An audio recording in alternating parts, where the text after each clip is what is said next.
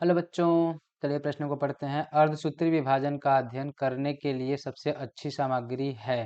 पहला विकल्प है मूल शीर्ष, दूसरा विकल्प है अंडाशय, तीसरा विकल्प है युवा परागकोश, चौथा विकल्प है परागकण। तो हमको क्या बताना है अर्धसूत्री विभाजन के लिए सबसे अच्छी सामग्री। चलिए देखते हैं प्रश्न की मुख्य अवधारणा क्या हो जाएगी।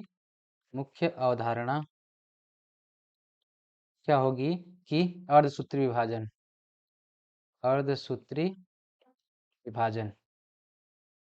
अब अर्धसूत्री विभाजन कहाँ होता है? तो यह होता है जनन कोशिकाओं में। किसमें? जनन कोशिकाओं में होता है। और क्यों होता है?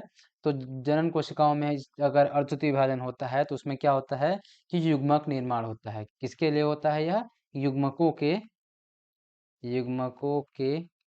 निर्माण के लिए। और जैसा कि हम जानते हैं कि जो भी अगर कोशिका होती है उसमें जितने गुणसूत्र होंगे उसके आधे गुणसूत्र क्या होते हैं? युग्मकों में आते हैं। तो अर्धसूत्री विभाजन का मतलब क्या होता है कि पैतृक से आधे गुणसूत्र, मतलब कि अगर अगर पैतृक में 46 गुणसूत्र हैं तो यह जब अर्धसूत्री विभाजन से कोशिका गुजरेगी, किसके द्वारा? अर्धसूत्री विभाजन द्वारा। अर्धसूत्री विभाजन द्वारा तो इसमें क्या होगा कि 23 गुणसूत्र के दो क्रोम 23 गुणसूत्र के दो कोशिकाएं बन जाएंगी। तो ये क्या होता है हमारा अर्धसूत्री विभाजन। तो अर्धसूत्री विभाजन कहाँ होता है? जनन कोशिकाओं में। तो अगर हम पादप की बात करते हैं तो पादप में क्या होता है कि दो जनन कोशिकाएं होती हैं, दो जगह से जनन होता है। एक क्या होता है जनन कहाँ कहाँ होता है? दो जगह पे। कहाँ? नर और मादा, मतलब नर पुष्प और मादा पुष्प में। तो नर में कहाँ होता है जो क्या अर्धसूत्री विभाजन कहाँ होगा कि परागकोश में, परागकोश में होता है। और मादा में कहाँ होगा? मादा में होगा कहाँ? बीजांड में। बीजांड में क्या होगा? अर्धसूत्री विभाजन। अब परागकोश में अर्धसूत्री विभाजन के फलस्वरूप क्या बनेंगे? इसमें बनते हैं क्या? परागकण। परागकण किसके फलस्वरूप बनेगा? इसमें अर्धसूत्री विभाजन के, अर्धसूत्री विभाजन के फलस्वरूप विभाजन। और बीजांड में क्या बनेगा? यहाँ बनेंगे अंड कोशिका। अंड कोशिका बनेगी। और किसके द्वारा बनेगी यह? अर्धसूत्री विभाजन द्वारा।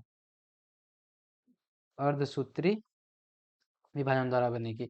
अब हम अपने क्या करेंगे, अपने विकल्प को देखेंगे और सही उत्तर को चुनेंगे। तो पहला क्या है? मूल शीर्ष। ये क्या होगा? गलत होगा। क्यों? क्योंकि इसमें क्या होता है कायिक, यह एक पादप का क्या होता है? कायिक भाग होता है। क्या होता है? कायिक भाग। और इसमें क्या होता है? समसूत्री विभाजन होता है। यह पादप का क्या होता है? कायिक भाग होता है। और इसमें क्या होगा? समसूत्री समसूत्री विभाजन होता है। और अंडाशय, ये भी क्या होता है? कायिक भाग होगा। और इसमें भी क्या होगा? समसूत्री विभाजन। लेकिन अंडाशय में क्या पाया जाता है? बीजांड। तो बीजांड में हो सकता है, लेकिन हमारे विकल्प में क्या दिया है? अंडाशय। इस वजह से ये गलत होगा। अब तीसरा विकल्प क्या है हमारा? युवा परागकोश। हाँ, इसमें होता है। और चौथा विकल्प क्या है? परागकण। तो परागकण क्या है? यह एक युग्मक है। तो इसमें क्या होता है? अर्धसूत्री विभाजन नहीं होता है। तो दिए गए प्रश्न का सही विकल्प क्या है? विकल्प नंबर 3, जो कि है युवा परागकोश। आशा करते हैं आपको दिए गए प्रश्न का उत्तर समझ आया होगा। धन्यवाद।